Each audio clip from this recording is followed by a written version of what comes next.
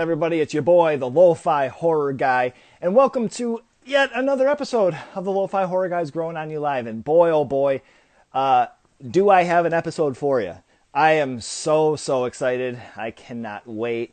Was postponed a couple of weeks ago, and my man Clint has come through for me. Mr. Clint Howard is going to be on the show today. I cannot wait. I'm so excited. This is huge for me, absolutely huge. Just as a horror fan, a fan of movies in general for years and years and years, and tons of things that Clint has been in. We're gonna dig into some old school stuff, some new stuff, all sorts of fun. So, ha ha! How are you doing, man? Well, I'm not quite as smart as the phone yet, if you know what I mean. Touche. Man, thank you so much for being on. This is so exciting for me. Oh, man, no, it's my pleasure. I love doing this. My mom's side of the family, they were Spiegels, and I inherited the Spiegel gift of gab. So I love chatting about stuff. We could probably end up chatting about a lot of things other than my career and that sort of stuff. But no, I also, too, I had surgery on my shoulder a couple of weeks ago. And I've been laid up, and that really is a pisser because, I don't know if you had shoulder surgeries or surgeries like that. Not like that, no. I'll tell you what, the trouble is you can't sleep because I have to move a little bit every once in a while when I sleep. And every time I move, it hurt and it woke me up. And my sleep's been really poor the last couple of weeks. But, and also, too, I got married. I've been married now about a week and a half.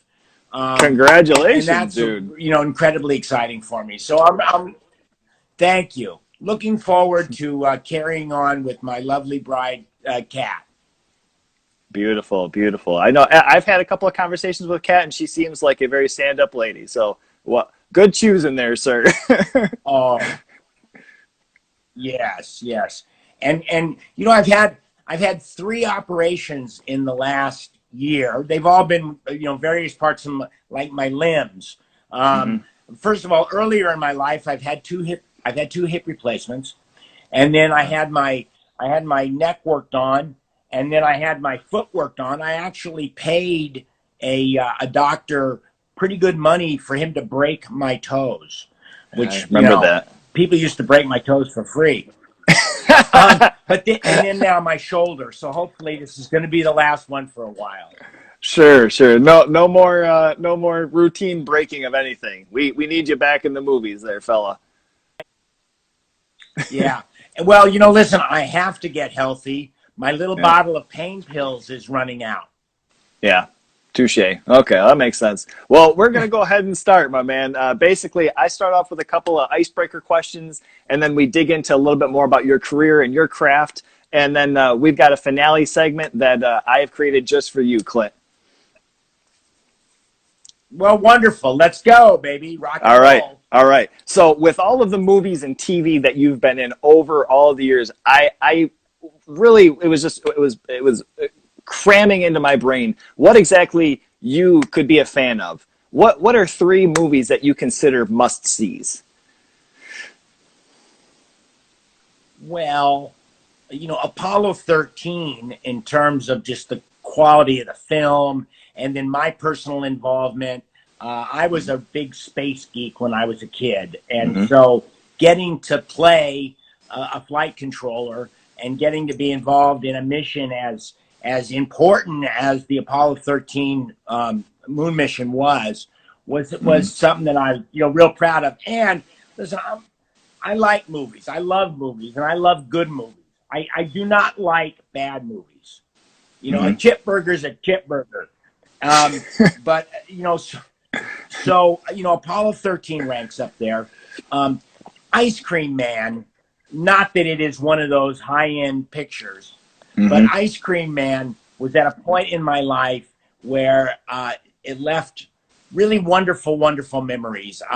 Getting to work with Norman, getting to work with that crew and the various cast members, and what that goofy little movie has represented over the years has been absolutely just beautiful for me. And just kind of on a salty note, Evilspeak was pretty important for one reason. It was really the first movie I worked on where I got laid. Right. I remember hearing that story. That's funny. It's always memorable. That the first good stoop is always memorable. Yeah, right. And I mean, as far as with my interview, I don't ever try to dig into dirt. I don't ever try to dig into negativity, and I don't try to ask things that have been asked 45 million other times too. So, but I think that's always funny when I heard that. I've heard the Evilspeak story as far as you getting laid. I'm just like, boy, that's absolutely a stand-up story to have with it. Yeah.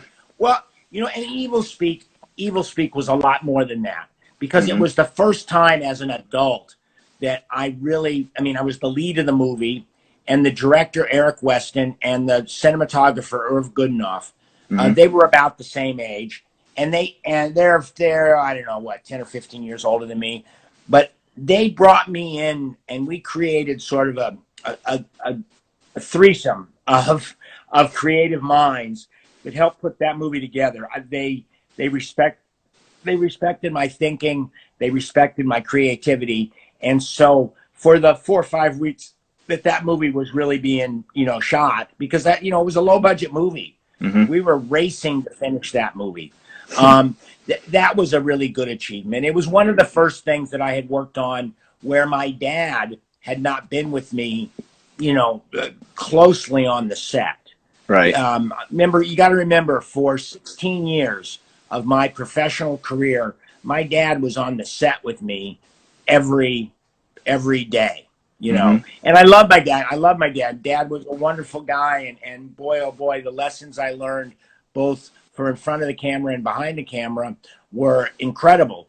But then getting to, he shook my hand and wished me luck when I turned 18 years old. It was one of those things where he had done what he could do. He wasn't gonna disown me or anything, but it was like my turn to step up and start striking out on my own. And Rock and Roll High School was one of the first things I worked on. But Rock and Roll High School, I didn't have that deep of a role. I mean, it was a fun. It was a sitcom. It was fun. It was goofy. It had music. I love my experiences on Rock and Roll High School, but Evilspeak, there was some depth. I mean, it was, in fact, I remember having a conversation with my dad early on about, boy, should I take this job? Because the character gets possessed by the devil and cuts off people's heads. And, at face value, it's kind of one of those questionable movies. Yeah. And my dad, Rance Howard, what a beautiful guy. He said, if you don't take the job, somebody else will. And he was right. And so, I wanted to work. And it was a great experience. And I don't have any reservations about the fact I was in it or anything. It just, as it turns out, I get a kick out of it when in the UK they used to call it a video nasty. Yeah. Which it's great. I mean, how many people have been the star of a video nasty? Yeah. Yeah. Well, let me show you real quick. We're going to dig into these too, and I had to see. This is my copy of Evilspeak. It's a media book. So this is a German through Wicked Vision, and this thing is just absolutely amazing. And I have been a fan of this movie. I've loved it for years and years. And just a couple months ago, I did a relief fund, pretty much like a fundraiser for the Australia fires that were happening. And one of the prizes for it was an original 1-ply, 1-sheet Evilspeak, like 24 by 36 poster. And it took everything in me not to keep that thing. I tried my hardest, but out of fairness, I couldn't do that because I posted it up as a prize and had to keep to it. Yeah, but that one's beautiful. I have a couple of odd pieces of not memorabilia, but press stuff that was done. I have an Asian or a Japanese sort of full glossy magazine kind of booklet about Evilspeak. It's really cool. Wow. You can't understand any of it because it's in Japanese, but the pictures are cool. Sure. They have an appetite for the horror movie over there, and it's again, Eric Weston and I and Irv Goodenough, Irv passed away several years ago, but the the memories of working on that movie were just above the pale. Sure. Okay. Now, next one I was going to ask you about, I wanted to hold up and I wanted to see what your first memory or story was of the old Carnosaur. Tell me about that. You're walking in a chicken coop eating fried chicken. Well, I had worked for Roger Corman a number of times before I worked on Carnosaur. And, the knowing he was doing a knockoff of Jurassic Park, and the director in fact, one of the producers is a fellow that I still work for from time to time, Mike Elliott. In fact, Mike Elliott has produced the last couple of Rob Zombie movies. Oh, yeah. Okay. Mike Elliott is a wonderful guy, and he's one of those guys that, if he called, I immediately start saying yes. He's an old friend, but he was a young producer earning his stripes on Carnosaur, and I remember doing it, and I thought it was so silly, the fact that they were just using the small models. Because basically, to make the dinosaur, they just built a small dinosaur and they put him in the foreground, and he came down and bit my head. And it worked. It worked. And I saw the movie the day it came out at the Grauman's Chinese Theater, and it wasn't a huge crowd, but there was enough interest in dinosaur movies. In fact, Roger Corman had made a dinosaur movie that we went down there, and it was a kind of cool experience. And I also remember I had never been in a hen house that big. There must have been 1 million hens in this hen house. Yeah. Right. And I had never seen, my dad was a farmer, but back in Kansas, the farms had 50 hens, not 500,000 hens. And a hen house smells like chicken poop. And so I remember working that day, and it was kind of a smelly situation. And listen, I always did embrace the Roger Corman kind of theory of making a movie or targeting an audience, building a movie around an idea. And if you put a couple of cars in the poster and a couple of women who are half naked hanging out of the cars, and you named it something, you could make a movie. It sounds, not every movie needs to be The Iceman Cometh. Right. And Roger, boy, I did movies for Roger Corman for a long time. And by the end, Roger, he was using interns for virtually every key production role on the film. He would let somebody direct it. He'd have a producer. He might have one or two people with some experience, but the boom man would be an intern. The sound mixer would be an intern. Roger knew that at the end of the day, it didn't really matter that much, and that if he kept an oversight on it, that the product would be good enough to put on screen. So listen, it gave me a blessed career. Sure. From working with my brother on Grand Theft Auto to working on Rock and Roll High School, Carnosaur. It was a fabulous experience. And you know what? He always treated me well. He didn't pay much, but he always gave me a little bit more as a sign of respect, as a sign that I was one of his veteran actors. When other actors were maybe making $500, I'd get $600 or $700. Okay. And hey, listen, I love to work. Sure. Sure. The money is important, but I love to work, and right. It's and he provided work for literally thousands of young people breaking into the business in the 60s, the 70s, and the 80s.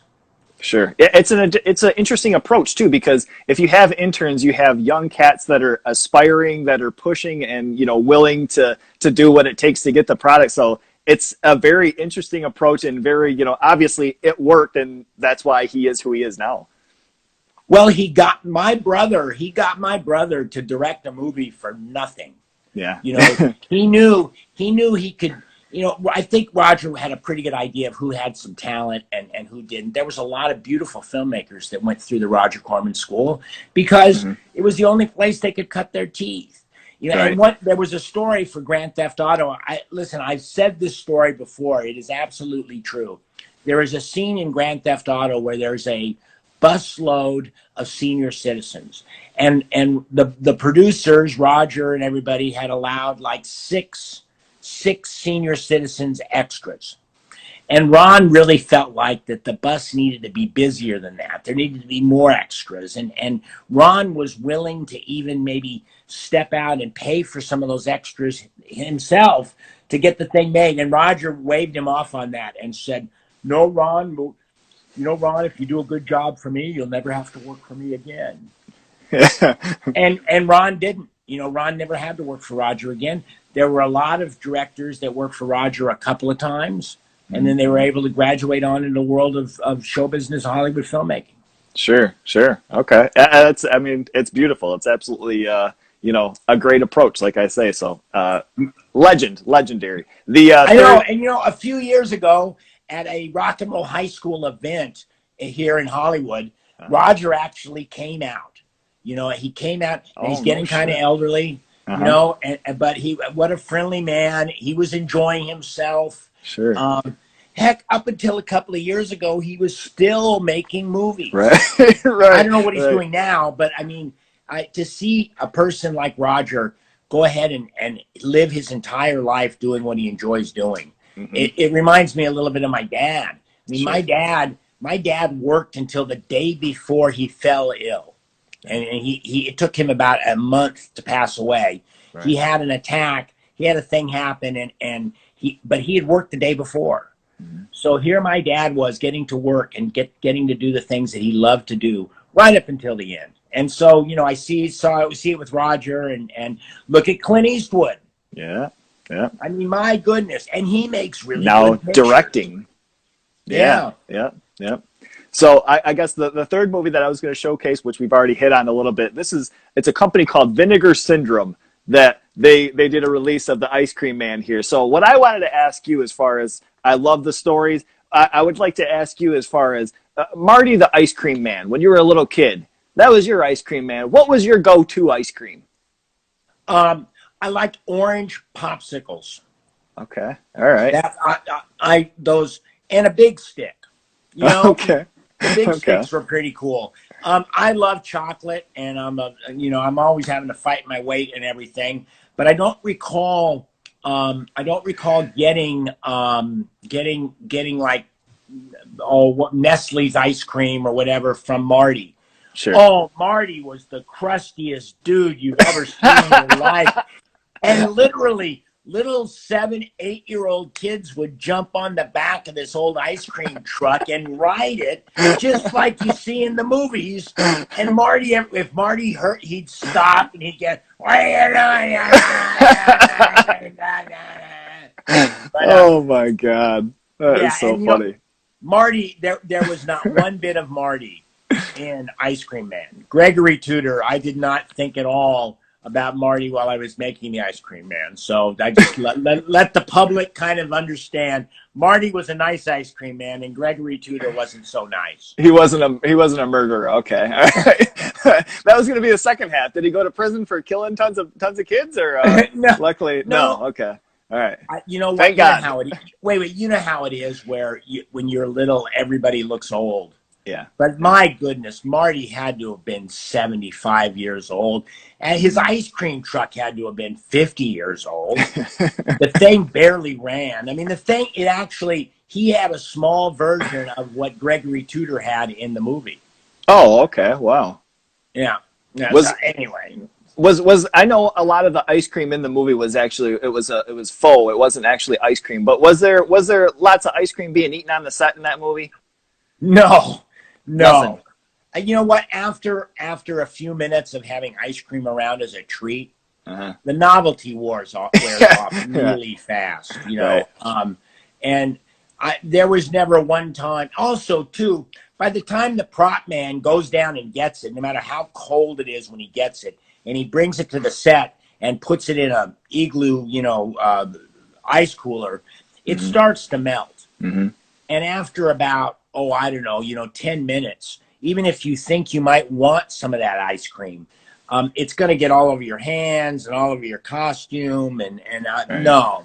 Right. Yeah, the only thing I remember getting out of Ice Cream Man is a pair of those crummy Converse tennis shoes. Oh. Yeah. Nice. I mean, but those had to have lasted you for quite a while. So as opposed to an ice cream cone, Oh, that's a nice treat.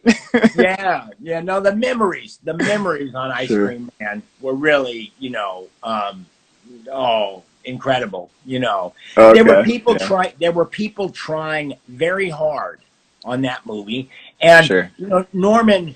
There were people that were not in the pornographic film business that worked on the movie, but that's where Norman came from, Yeah. and so a lot of the crew, they after a while of shooting movies of people having sex, it gets old.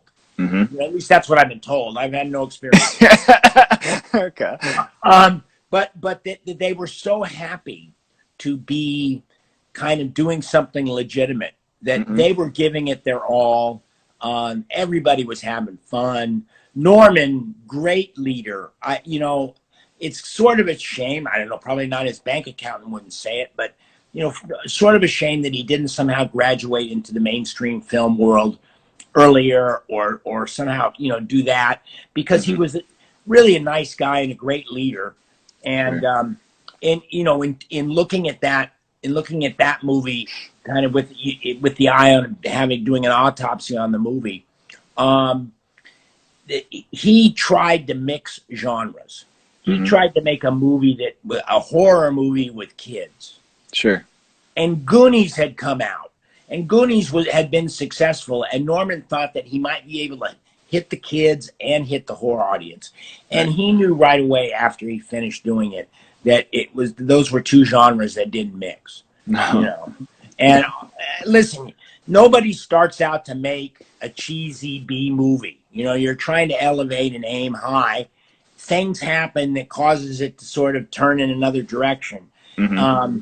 And Norman and I both have talked long and hard about, if we had a chance to do it again, what would we do? Sure.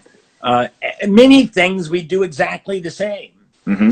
Steve Garvey, Doug Llewellyn from People's Court, David Warner. Some of that casting was awesome. Yeah. Hell yeah.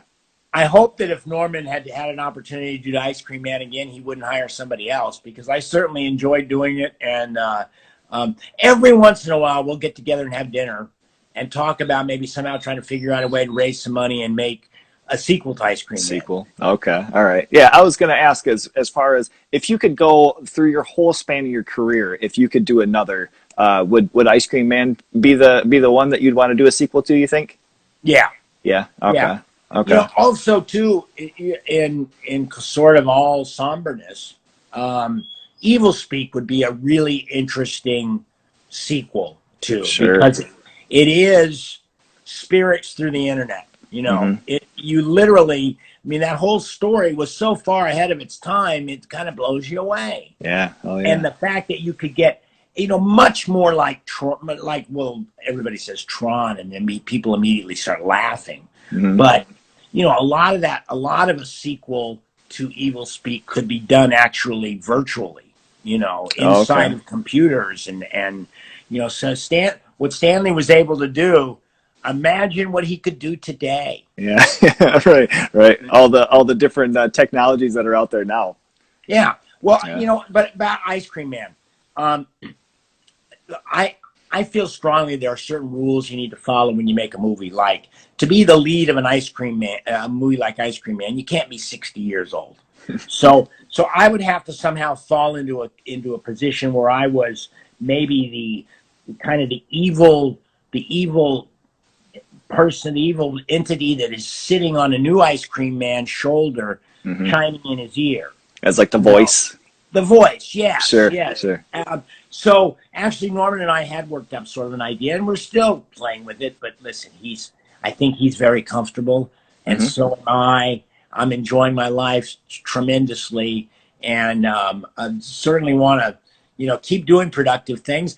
But I'll tell you what: if Ice Cream Man fell into my lap, I certainly or if we could figure out a way to get somebody to give us, $350,000, something like that, in this day and age with this technology, I think we can make a movie that would make a lot of people smile and make a lot of people go, ah! Right. The reactions you got out of the first one. So if I could ask you, as far as just over the years, if you had a prop from any movie, that, if I came to you with a prop from any movie, and it was something that you didn't like doing autographs, I said, look, I have this, and you're like, oh, of course I have to sign that. What would that be? Boy, I don't know. You know what? If I really had the outfit from the Andy Griffith Show, only because the two little toy guns and the hat and the big scarf and everything, it would be, that's pretty iconic. Sure, that's pretty iconic. I wouldn't mind having the wardrobe from Star Trek. Yeah. Okay. Although the one thing about that Star Trek wardrobe is it was really uncomfortable. Okay. Because when they do a customized outfit like that, they don't put lining in it. Yeah. It was scratchy, and the little boots didn't fit, and the little thing was too tight on my head, and it was an obstacle when I was shooting it. But Sure. But I don't know. Let me think real quick. You know what? The set from Tranya, the carafe and the drinking glasses from Tranya would just be all time if I had those. Okay. Has anybody ever come up to you with like a peanut butter sandwich half eaten in a bag? Oh God, yeah. Oh my God, I can't believe it. I've signed big oversized peanut butter and jelly sandwiches that were really peanut butter and jelly sandwiches, but they had been crafted to be, like you spray a bunch of lacquer on them. Oh, right. Oh, just disgusting, and of course my they God. wanted to hold it up.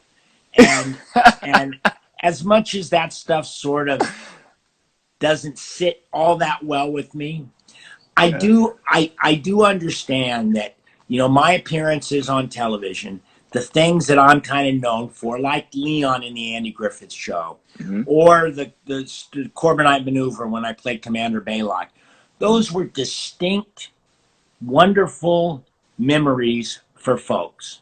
Sure. And if I can help them kind of relive that moment, if I can be the guy that helps make their lives a little happier, hey, if a professional golfer, if I happen to stumble by somewhere and saw Tiger Woods, and if he spent a couple of minutes talking with me, I would never, ever, ever forget that, I mean, I've had the experience with professional athletes. I was always a big sports guy. But my dad always taught me that, hey, give them a couple of minutes of your time.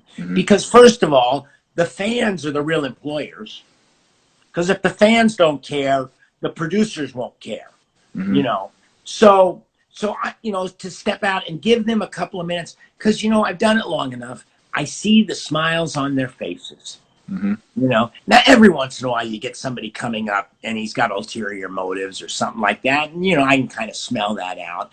Sure. But for the genuine fan, they, 99 out of 100 of them walk away, and I know I've made their day a lot better, and it's not points for my team or anything like that, but that makes me happy.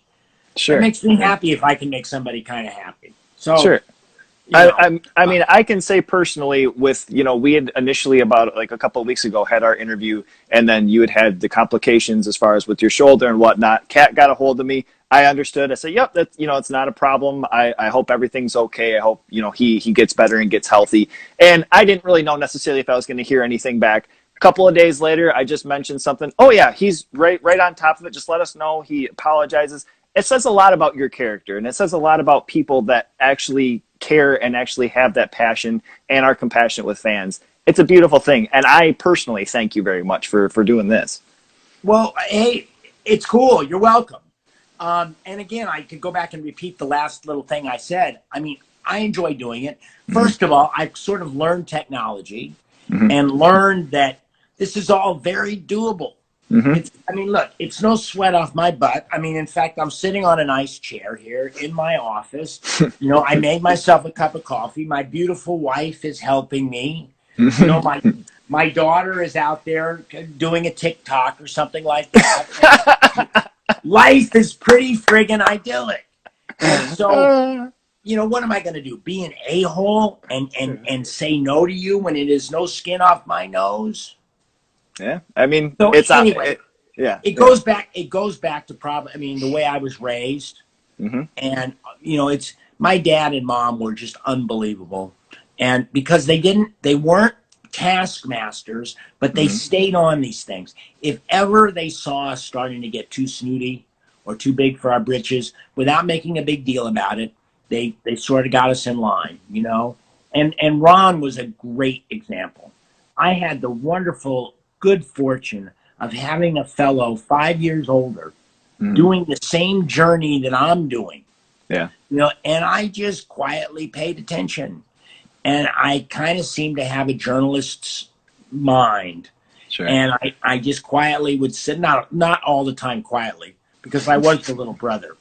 Yeah, But I would watch and see how he was doing it, and then feel like, well, wait, I can do that, you know. And along with, again, Dad's guidance, you know, and Mom. I mean, we always, listen, Ron and I will always talk about our careers in show business.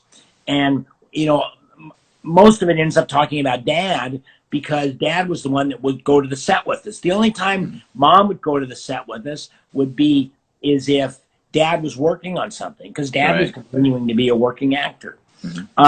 But Mom, behind the scenes, wow, old school marriage, old school love story, and what I mean, wow, to go from Oklahoma to Kansas in the late 40s, I mean, from Oklahoma to New York City, and then on to Hollywood without making any kind of huge mistakes and stuff. I've talked with Ron about this a bunch, and Ron and I both feel like I don't think we would have had the intestinal fortitude to leave Oklahoma. Now, I'm not saying there's anything wrong with Oklahoma, but, you know, Ron kind of thinks, well, if Dad hadn't have gone, if Mom and Dad had stayed in Oklahoma, that Ron probably would have ended up being a high school teacher, maybe a basketball coach, something like that. I probably would have had a number in a state correctional facility. You know, but what they did, the classic American story of they were able to do something to give their children a step up. And look what's happened to Ron's kids because of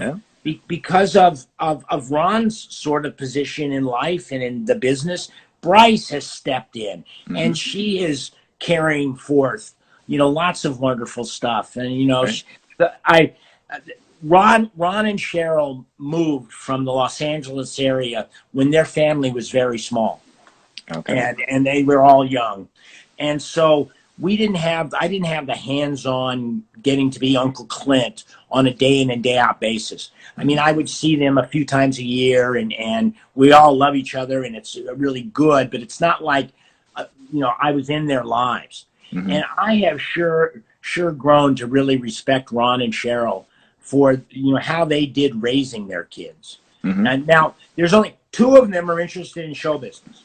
You know, Bryce is fully entrenched in show business, and one of her twin sisters, Paige, she's interested in show business.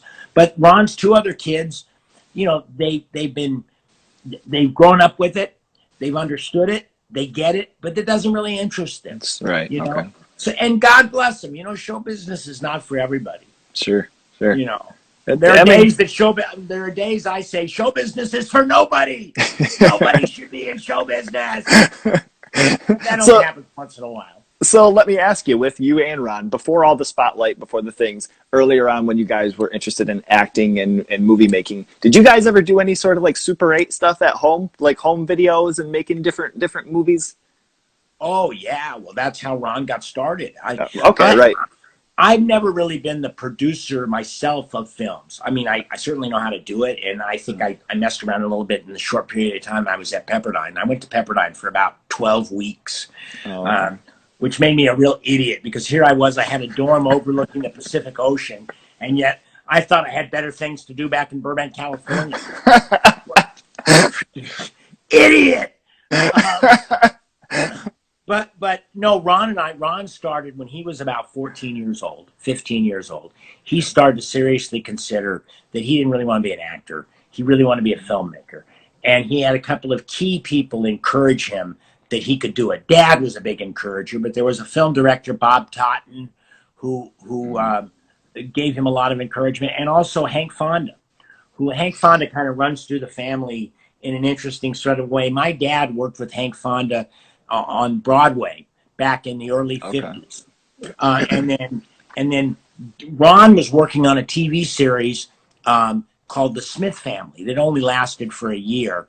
It was here, they shot it in Los Angeles, and it was just a formulaic family sitcom. And Hank was working on it. But it was right when Ron was really seriously studying to be a filmmaker. And I think Hank gave him a book, the Frank Capra book. And Hank was the first sort of non-family member that really stepped up and said, you know, I think you can, I think you can do this. I know you can do it. And then good fortune fell to Ron because, you know, listen, you know, Ron, if he hadn't been on Happy Days, he might not have had that leverage right away to say to the studios, hey, you know, I'll do yours if you'll do mine. Sure. You know? Okay. And then the thing with Ron is once he had a little bit of success as a film director, he didn't take a vacation. He didn't stop. He didn't take his foot off the gas. He just myopically stayed right on the beam, you know, stayed focused and went from one project to another. And in about 6 or 7 years, finally Cheryl made them go on a family vacation, you know. Oh, okay. So it was one of those things where Ron was just so focused. Sure. You know? Okay. And listen, I kind of wish I had that focus. I think I have, as you know, the creativity. Ron and I share very similar kind of creative. I'm a little wilder than he is creatively, but we're both very creative. But he's certainly very, you know, had a lot of perseverance in his early days, and it's paying off in spades. Okay. Do you remember any of the earlier like movies that you and him had done together? Oh yeah, there was one where he designed this thing, and it was a movie that it was going to be shot with one cartridge of film. There was no editing. And so Ron was able to organize a shot list and tell a linear fictional story by just going from shot to shot to shot to shot. The person that won first prize did claymation, which of course, I mean, that's how you do it. You do it one shot at a time. But Ron told a story about a kid dreaming about being in the Old West. And he turned this dusty, it was a backlot film set over CBS Radford in Hollywood. It transformed in an old Western set, and I had a shootout with my dad. My dad played the villain in the movie, and it won. It won second place in the Kodak National Juvenile Film Festival, and he got $100. Well, the thing that really pissed Ron off is before we started making the movie, I negotiated with Ron, and I struck a 50-point first dollar deal with him. That means I had 50% of what he made. I mean, the biggest stars in the world only get maybe 7%. I was getting 50. Sure enough, the letter from Kodak comes, and a check for $100, and also some note saying that he was going to get a case of Kodak film. I didn't care about the film, but I wanted my $50. Right. Dad became an instant mediator. It was allowed. Ron did not want to pay me. He was trying to renege. He was trying to do a Roger Corman thing. Oh my God. But anyway, Dad finally said, well, you guys made the deal, and I believe that you should pay Clint $50. So I got my $50 out of the deal. Man, that's hilarious. I've never been the lead in any Ron Howard movie again. Maybe he put me in the penalty box. The light bulb's turning on now. Yeah, I messed up young. yeah. I should have only asked for 25%. Oh my Lord, that's Yeah. funny. That's a great There was story. also God.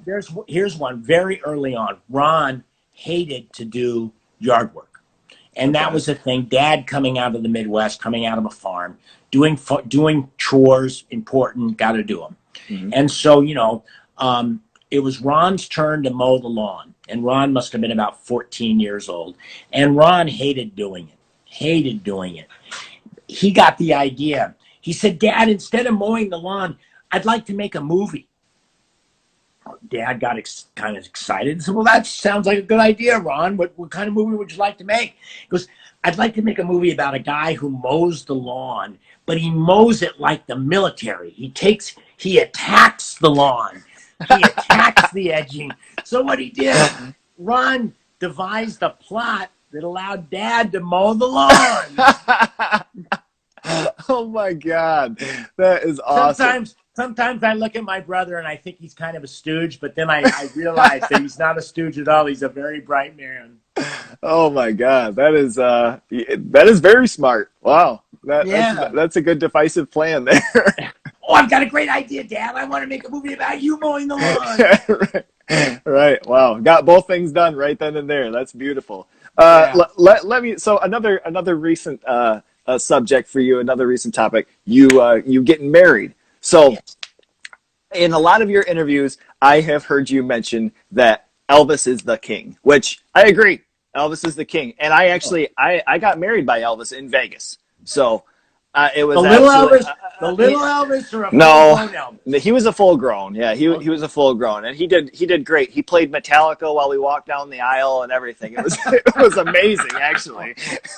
But so I wanted to ask you if you could have had any celebrity, any sports star, actor, director, anything, marry you, who would it have been? With a straight face, With a straight face. David Bowie. Oh shit. Okay. Yeah. I like that. David Bowie was the first contemporary music creator I ever really listened to. Okay. And I had been an ardent fan of David's for years and years and years, and I had a band when I was in the 80s. I had a band. I was 23, 24 years old, and we had a blast.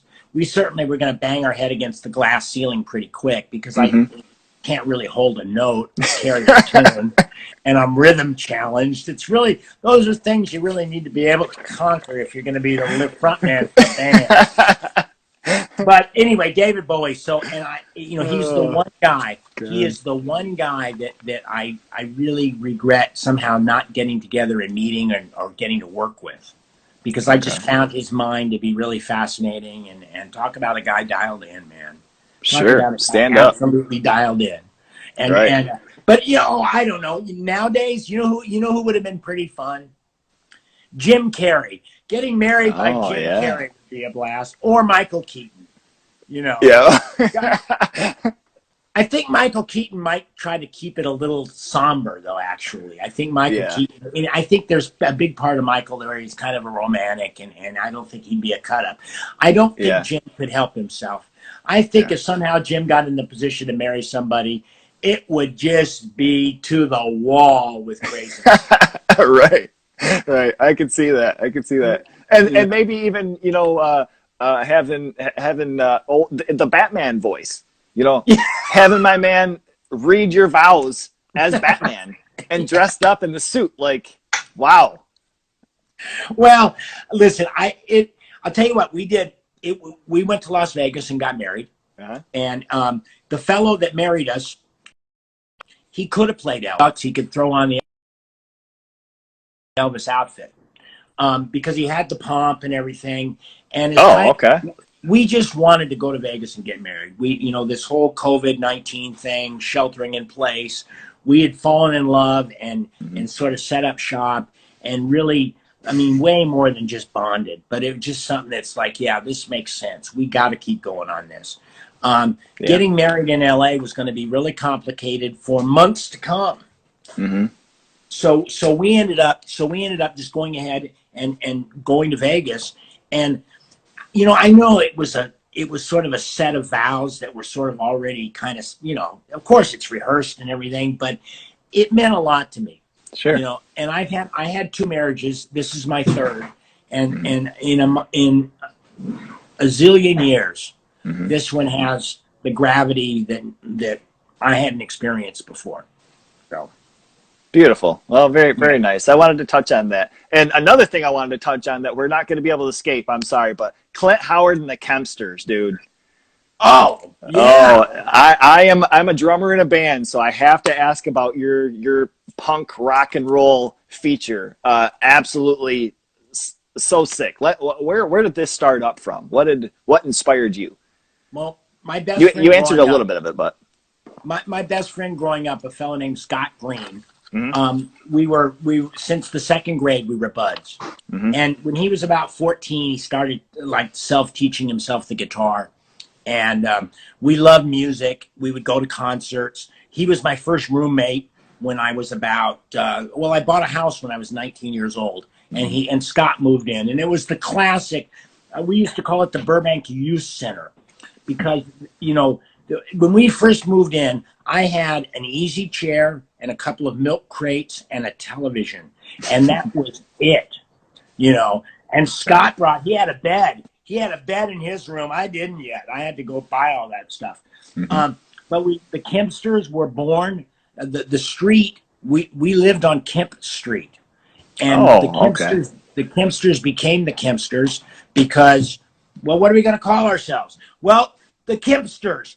And we had other friends that were in bands, and nobody had elevated any sort of level of making any money or anything. But it was kind of one of those things where I got badgered into being the front man, and I started writing some lyrics, and Scott and I created the attitude that if we couldn't do the song in 2 minutes and 30 seconds, you shouldn't do the song. Now we got musical a little bit, and Sabino Flores, who was our lead guitar player, kind of grew up with classical music in his house, and he loved Carlos Santana. So we sort of had this simple. We had a simple. Oh, how would you call it? We were angry young men singing angry young men anthems, all with our tongue firmly planted in our cheek. And then we would let Sabino play solos. We'd let him lick through the song, and we created a sound. In fact, here, a friend of mine did this. Let's see if I can do this. It's got. That's a poster that was built out of another poster that was a long time ago, and we played again. The Kempsters played at Madame Wong's a number of times. We opened for the Dickies. The Dickies they were a punk act that was pretty prevalent in the 70s and the 80s. I think Leonard's probably still around doing it. But we opened for them a couple of times. We were a band for about 3 years. And then I realized, without being able to carry a tune, without really being able to do it, I started trying to replace me in the band, where I literally was saying to people, we need to find a singer. I'll manage the band and I'll still write the music, but we got to have somebody who can really sing. And that didn't get any traction with the other bandmates. And we just finally ended up, going our separate ways. And not separate ways. We ended up disbanding the band. And of course, we went through a few bass players. Typical. We were almost like Spinal Tap. Now, nobody in our band died, but we had bass players suddenly drop off. Beautiful. What was that what you just showed? Was that a show flyer? Was that No. Wait, hang on 1 second. Okay. Real quick. If you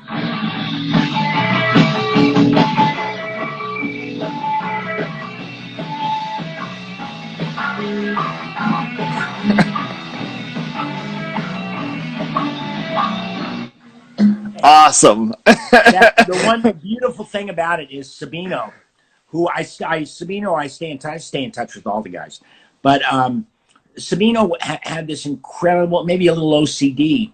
He kept everything, every practice we ever did, every show we ever did, he made cassette recordings of it. Oh, And sweet. he literally had a Sony Walkman that his girlfriend, his wife now is Anita, they would put it on a cocktail table at Madame Wong's, just set it in the middle of the room. And most of the time the sound was bad. But once in a while it was the right mix and it came great. That was actually just us jamming. Oh, no kidding. Wow. That was us doing a song called I Own a Gun.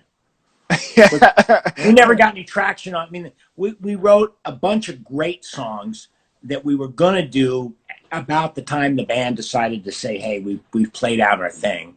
Okay. Scott and I had written very simple songs, and then we were sort of trying to elevate. We would do a song called One Night Honeymoon and a song called Ballrooms on Fire, and really enjoyed doing it. And I still, every once in a while, I think about, God, you know, wouldn't it be kind of fun to try to do it?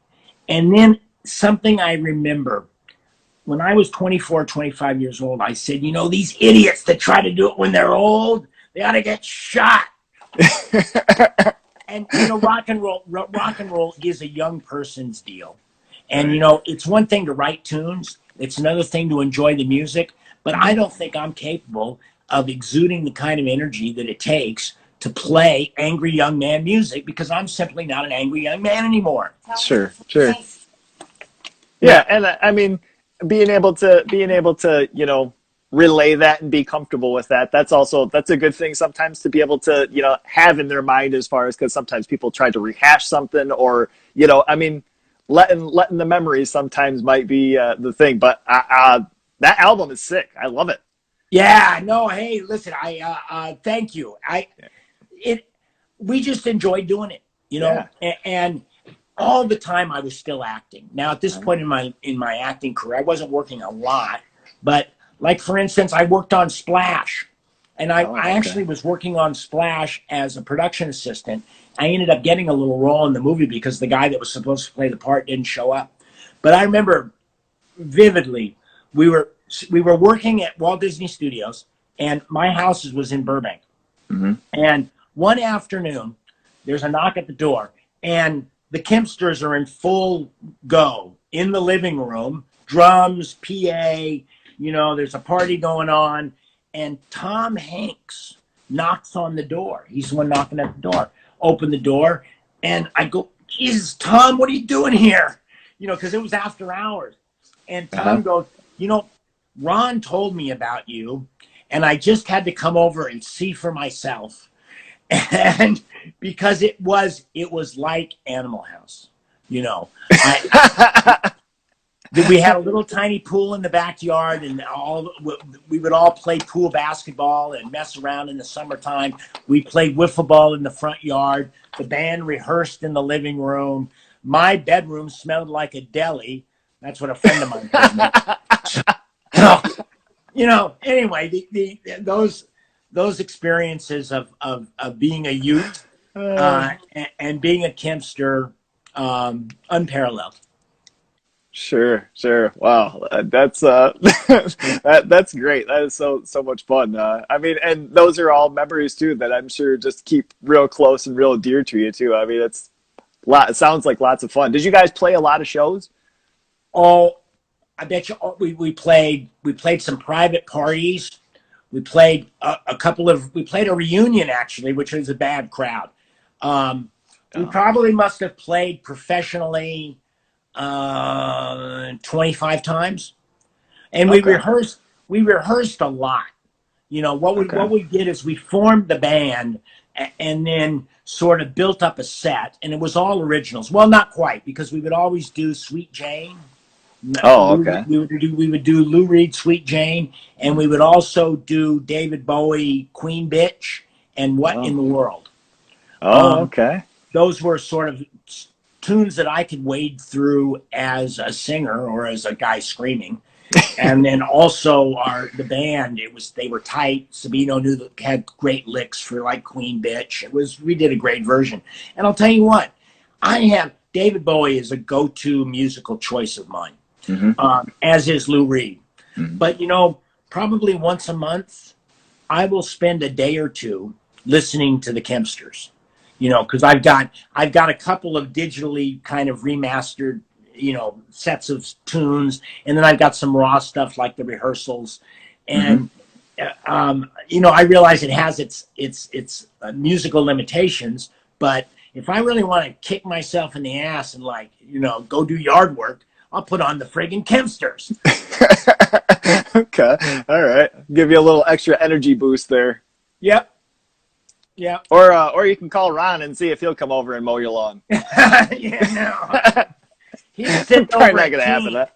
He'd send over a team of people. So if I can ask you, so now today, if I came up, you know, and I said, Clint, let's make a movie. I want to make something here, but you know, I'm trying my hardest to come up with a villain or a monster or a werewolf. What would you come up with for a villain of a movie? A villain? Boy, I don't know. That's an interesting question. I've never been asked that. You know, in a serious movie, am I I'm talking like losing a you horror now? movie. A horror movie. No, You yeah, know like a what? horror I movie. would. I'd like to see. I'd like to see. And no, I love women. I love women, and I've Mhm. married a beautiful woman. But I just think it's an interesting twist. I'd like to see a vicious woman be the villain. Oh, okay, You know, and okay. it doesn't happen often. You know, It's very true. the worst thing in the world is, you know, would be a character that brings you into confidence and then turns on you. I mean, that's chilling. That's Ooh, a life thing. That's a life thing that where you think like you've got trust, and then it turns around and it rips you in the gut. ooh, Boy, man. surprise question, because it really is good. And you know, of course, there's only a handful of movies. There are the handful of movie stories that are really out there. Uh-huh. But there's also a lot of different genres, and Right. I would love. I mean, you want to talk about a serious movie? Mm-hmm. Well, The Exorcist is a hell of a picture, and they had it. Yeah, yeah. There you go. Uh-huh. Yeah, Yes, one of the sir. all-time great movies. One of the all-time great movies, and it's not a horror movie. It's actually a story about faith. Yeah. You know, I mean, it really is.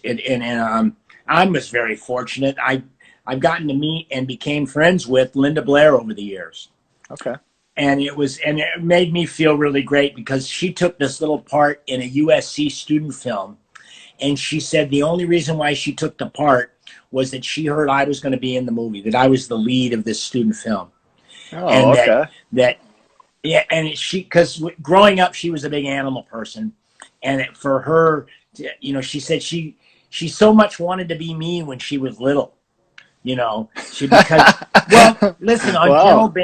on Gentle Ben, getting to play with the bears and all the Yeah, yeah, yeah. Okay.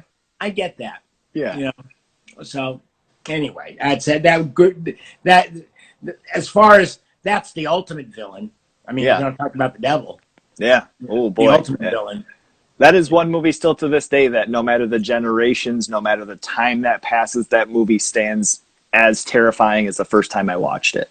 Yes, I Uh, agree. so now I have this is coming to the end here. I know that you've got some stuff going on. You're a busy fella, and I appreciate your time. The video is actually trying to cut us off because it's just at an hour. I have one more question. If I can end this and restart it, and you rejoin, I've got Sure. one more question for you. If that's cool.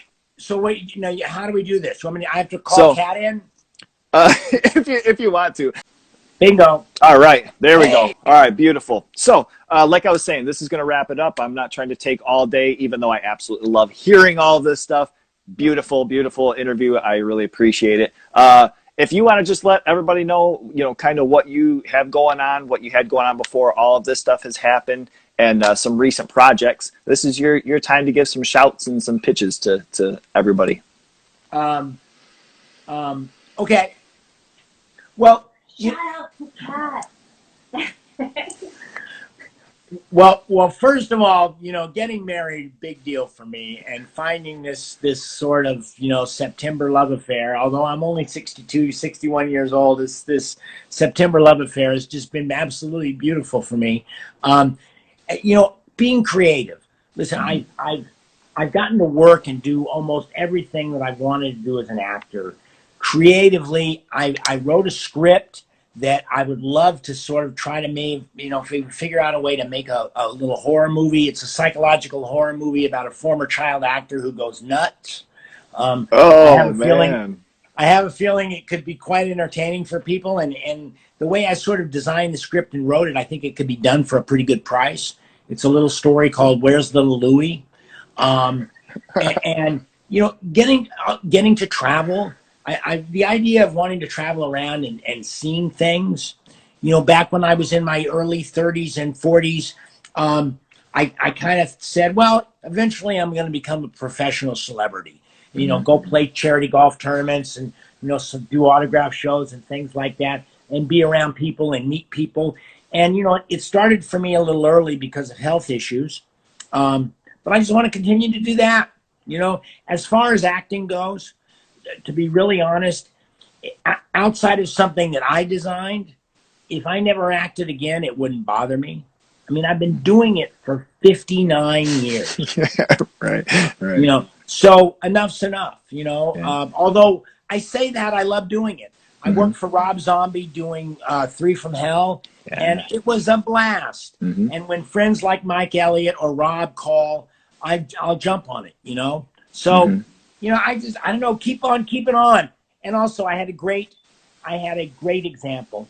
My dad worked right his entire life. He loved to work. He loved to talk about loving to work. He really, truly did. And he continued to do it. And as much as I sort of disregarded that earlier in my life, now that he's gone, I realize how valuable that is. And that's something I just want to keep on keeping on. Sure.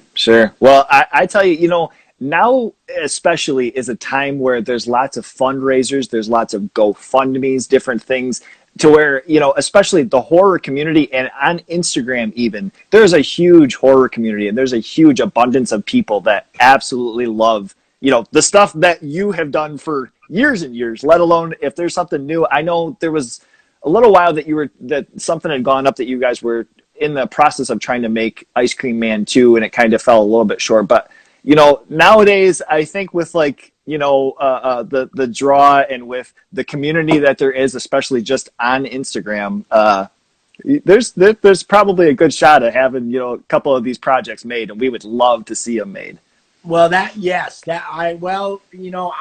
am renewed with what's happened to me, turning into my 60s and having love, and I am renewed and getting to do these things. Hey, it's something that I've been talking about with my partner, Barry Kierson, to do another batch of Clint Howard variety shows, because as lame as those were, they were kind of lame in a big smiley sort of a way, so, we've even talked about that. We have to be able to get past everybody wearing a mask.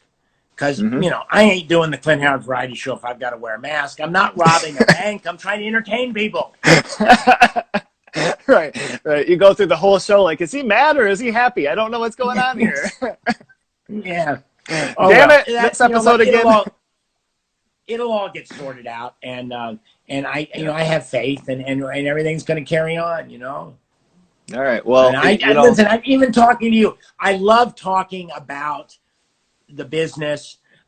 Horror is not my favorite genre of movie, although listen, I obviously sort of have a place in it, and I don't claim that I know exactly how to do it, but I also know that I've got some gift or something that allows me to sort of excel in that genre. So bring it on, baby. Sure, absolutely. We love it, and we would love to see more of you, man. So you got to keep on trucking with it. For my finale, this is a little bit that I made just for you, Clint, and it is called Clint Settles the Score. All right, it's a big score. All right, I don't know if it's tough, and I might be putting you in a hard spot here, so just bear with me. All right. So now, at a younger age, you were in a Star Trek feature, and now recently you were in Star Wars, the solo film.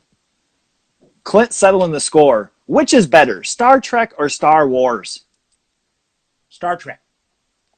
Oof, man, oh man. Okay, all right. You were okay. I was gonna say, tell me why. Shatner. Oh yeah. Matching matching Shatner and his persona Uh-huh. with that space thing. It was just perfect. Listen, Star Wars, how many movies have they made? Yeah. And how many of them have been any good? Man, oh man, you're not a fan of Star Wars, huh? How many of them have been good? Yeah. I saw one that had Jar Jar Binks or something in it. Now, I don't know who Jar Jar Binks' agent is, but boy, he must be good because Jar Jar had no business. Oh my God, that is so funny.